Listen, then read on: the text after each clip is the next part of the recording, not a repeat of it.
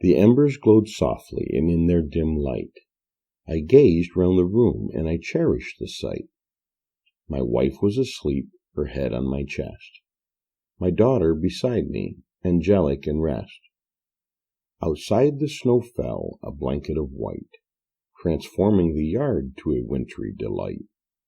The sparkling lights in the tree, I believe, completed the magic that was Christmas Eve. My eyelids were heavy, my breathing was deep. Secure and surrounded by love I would sleep, in perfect contentment, or so it would seem. So I slumbered, perhaps I started to dream. The sound wasn't loud and it wasn't too near, but I opened my eye when it tickled my ear.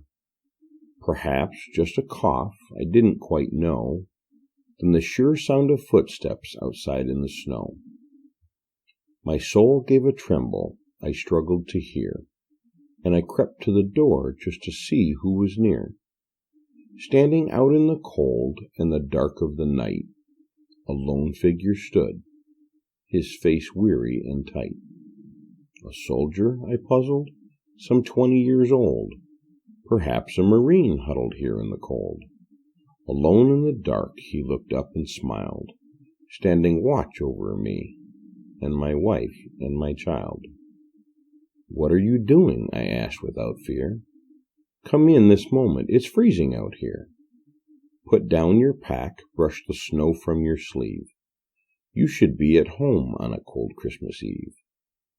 For barely a moment I saw his eyes shift, away from the cold and the snow blown in drifts, to the window that danced with a warm fire's light. Then he sighed and he said, "It's really all right.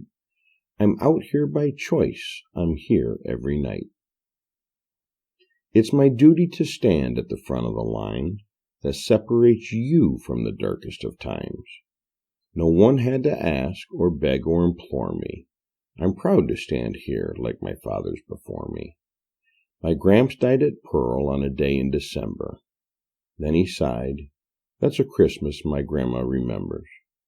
My dad stood his watch in the jungles of Nam, and now it's my turn, and so here I am.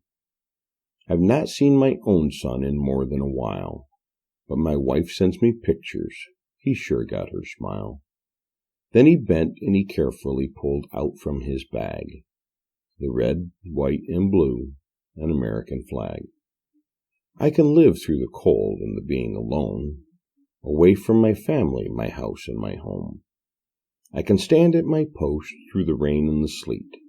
I can sleep in a foxhole with little to eat. I can carry the weight of killing another, or lay down my life with my sisters and brothers, who stand at the front against any and all, to ensure for all time that this flag will not fall. So go back inside and harbor no fright. Your family is waiting, and I will be all right. But isn't there something I can do at the least? Give you money, I asked, or prepare you a feast? It seems all too little for all that you've done, for being away from your wife and your son." Then his eyes welled a tear that held no regret.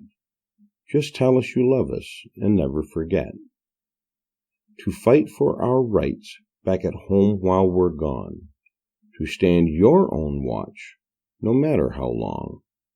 For when we come home, either standing or dead, to know you remember we fought and we bled, is payment enough, and with that we will trust that we mattered to you as you mattered to us." This is Chris McRae. Take care of yourself and the ones you love most.